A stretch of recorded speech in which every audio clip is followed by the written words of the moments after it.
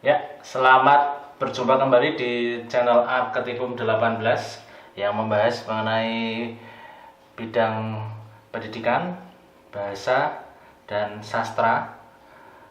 Fokus pada pertemuan kali ini kita akan membahas mengenai sastra anak. Sebelum kita masuk ke dalam pembahasan mengenai apa itu sastra anak, hakikat sastra anak dan bidang kajiannya, kita akan membahas dulu mengenalkan agar Anda bisa memahami bahwa sastra anak itu ada di dalam kehidupan. Seperti kita tahu bahwa setiap anak tentunya suka dengan cerita.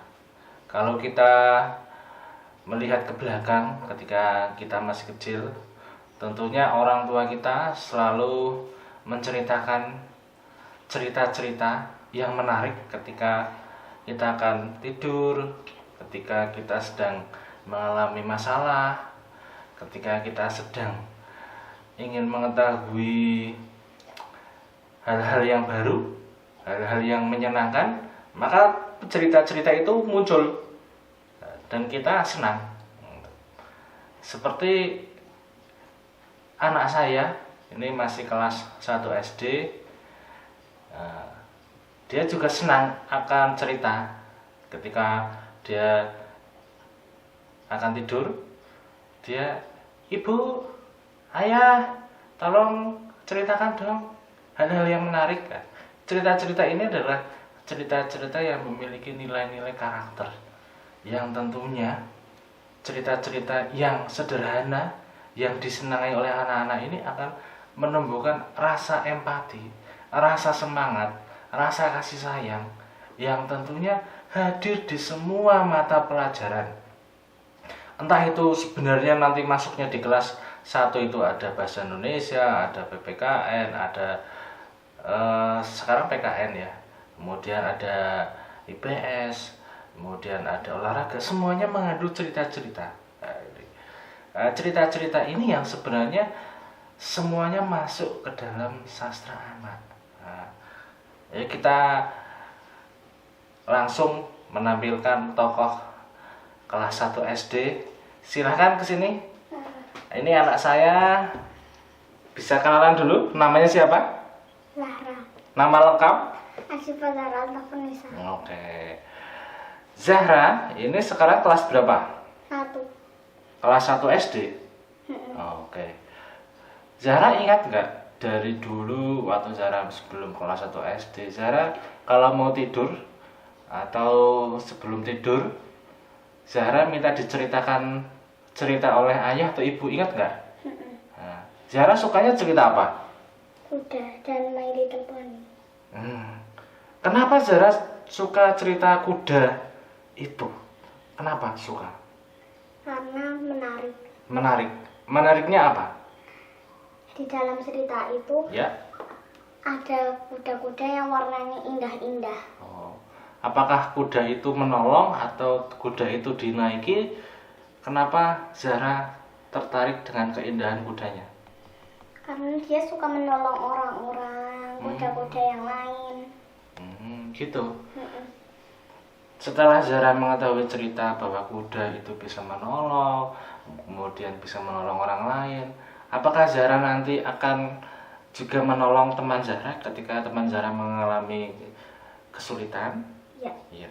Misalkan kita kaitkan ketika Zahra di kelas, karena Zahra sekarang sudah kelas 1 ya. Ketika teman Zahra kesulitan, aku tidak membawa pensil, apakah Zahra meminjami? Iya. Tapi ketika meminjami juga jangan lupa nanti dikembalikan. Oke, tos dulu. Kita punya tos yang khas dari kita sebagai anak yang kompak. Nah, ini adalah Zahra, suka sekali cerita. Zahra sudah bisa membaca belum? Sudah. Bacaan apa yang Zahra sukai? Semuanya. Semuanya. Oke, terima kasih Zahra. Nanti kita belajar lagi mengenai cerita-cerita. Jadi anak kelas 1 itu sudah senang dengan cerita. bagaimana peran guru, kemudian peran orang tua dalam mengenalkan cerita-cerita ini kepada anak menjadi hal-hal yang penting untuk diteruskan, sehingga cerita yang sebenarnya ada di sekitar kita nanti, terutama hal-hal yang ada di lingkungan kita, ini menjadi suatu cerita yang memiliki nilai-nilai yang penting untuk diajarkan kepada anak didik kita. Sastra anak akan mengkaji itu semuanya. Nanti di dalam pembahasan saya akan menggunakan satu sumber dari buku referensi dari Burhanur Giantoro ini sebagai rujukan. Silakan Anda bisa memperoleh buku ini di online maupun offline, silakan Anda nanti mencari. Kemudian dari rujukan artikel jurnal juga nanti kita akan menggunakannya untuk menjadi bahan rujukan seperti tadi ketika sudah ada pembahasan materi, kemudian kita tampilkan nanti buktinya. Anaknya nanti akan menunjukkan, oh ini saya sukanya cerita ini, oh kisah ini.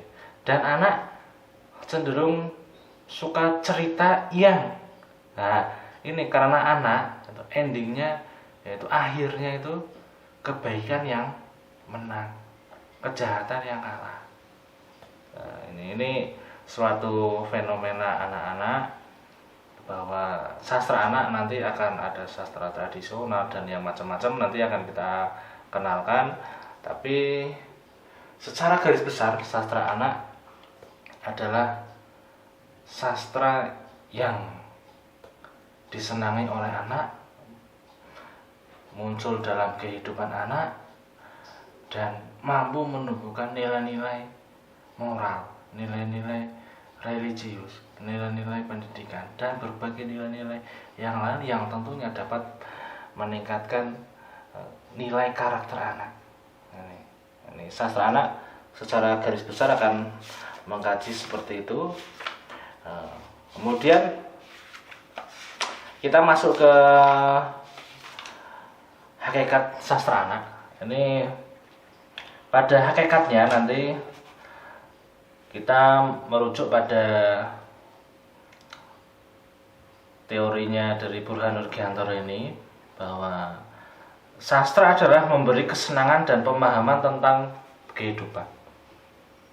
Jadi anak tentunya tertarik dengan hal-hal yang baru, hal-hal yang belum diketahuinya, hal-hal yang tentunya di sini anak, oh seperti apa ya, tadi Zahra menjelaskan mengenai kuda, oh ada kuda warna merah, kuda warna kuning. Hal-hal seperti itu tentunya jika kita mencari di dunia secara nyata akan sulit ditemukan, karena sastra itu tentunya mengkaji hal-hal yang di dalam kehidupan tidak bisa diselesaikan secara jelas, maka muncul karya sastra. Hal-hal seperti kuda warna merah, nanti diibaratkan kuda itu seperti apa Mbak Zara? Kuda warna merah? Kuda warna kuning? Kuda, oh ada yang cantik. Bagaimana anak bisa tahu bahwa wujudnya kuda itu cantik? Berarti ketika memunculkan cerita ini ke anak, tentunya ada gambar-gambarnya, ada gambar yang menarik, ada ilustrasinya. Jadi anak bisa memahami imajinasi dari tulisan, kemudian ditangkap melalui gambar, dan dikombinasikan menjadi suatu cerita. Nah, ini sastra tentunya memberikan kesenangan dan pemahaman tentang kehidupan. Apakah nanti sastra itu harus memiliki kesenangan? Ketika sudah mengkaji ke bobot yang lebih tinggi, tentunya ini cerita-cerita yang ada di kelas rendah dan kelas tinggi agak berbeda. ketika kita memacu ke anak untuk menjelaskan bahwa cerita ini cerita yang sederhana, jadi kerumitannya nanti akan beda-beda. Semakin rumit tingkat emosinya, anak nanti akan mendapatkan suatu emosi, ada perlawanan di dalam dirinya. Kok bisa ya? Seharusnya ini yang menang ini, kenapa ini kalah? Kok bisa ya? Ternyata kancil misalkan gitu. Oh, ternyata cerdas ya ini. Ada emosi-emosi yang terjadi ketika anak itu membaca cerita. Nah, tentunya kesenangannya nanti akan meningkat. Nah, tetapi ketika anak belum mendapatkan emosi itu, bahwa tingkat bacaannya harus diatur. Jadi oh ini tingkat anak menyelesaikan bacaan ini, oh ini anak seperti ini bacaannya ini. Nah, jadi tingkat bacaannya nanti akan berbeda-beda. Tinggal orang tua dan guru yang sudah mengetahui karakter anak didiknya bisa mengatur bagaimana anak ini memilih bahan bacaan yang sesuai. Kemudian sastra tentunya memberikan informasi-informasi yang seperti yang saya katakan tadi, bahwa informasi-informasi yang ada di dalam karya sastra tentunya berisi tentang hidup dan kehidupan anak. Anak belajar menyimak. Seperti dalam runtutan keterampilan berbahasa, anak itu menyimak. Orang tua, guru mengatakan apa, anak itu menyimak dulu. Oh, seperti ini. Ketika sudah oh seperti ini, berarti anak sudah mulai memahami ceritanya seperti apa. Kemudian dia akan berbicara. Oh, seperti ini. Oh, dia akan menanggapi ya. Oh, seperti ini. Dia akan menanggapi bahwa bacaan-bacaan itu sudah dipahaminya. Jadi, oh itu kalau menurut saya itu pemikiran loading anak ketika memahami sesuatu. Oh, di situ. Nah, itu. Kemudian ketika sudah berbicara, maka anak belajar untuk membaca ceritanya seperti itu. Kemudian di tahap yang terakhir yaitu menulis. Itu merupakan keterampilan berbahasa yang runtutannya bahwa anak itu menggali informasi salah satunya dari cerita anak. Nah, ini tentunya nanti Anda sebagai guru dan orang tua memilih bahan bacaan yang tepat untuk anak sesuai dengan kadar pemahamannya anak. Jadi tidak bisa semua anak menggunakan bahan bacaan yang sama. Ukurannya sesuai dengan pemahaman Anda. Anak saya saya berikan cerita ini dulu, setelah ini nanti meningkat sesuai dengan kemampuan anak. Ini karakteristik individu anak harus dipahami bahwa bacaannya juga berbeda-beda. Kemudian sastra juga diartikan sebagai citra dan metafora kehidupan. Nah, ini sudah masuk ke citra kehidupan, bahwa hal-hal yang seperti saya katakan tadi di awal, bahwa sesuatu yang tidak bisa diselesaikan di dalam kehidupan secara nyata karena belum waktunya anak mengetahui bahan pembelajarannya. Nah, ini maka sastra memberikan informasi melalui metafora kehidupan, hal-hal yang dapat menggambarkan kehidupan secara universal. Ketika sudah masuk ke universal, nanti ukurannya seperti saya katakan tadi, bahwa sesuaikan dengan karakteristik anak ini. Guru nanti setiap individu akan mengecek ini kemampuan anak ini seperti ini bahan bacanya ini. Nanti di endingnya semuanya ketemunya sama, apa? Memperoleh nilai di dalam cerita anak itu. Nah, ini merupakan hal yang penting untuk dikaji oleh pendidik, bahwa karakteristik bacaan anak itu berbeda-beda.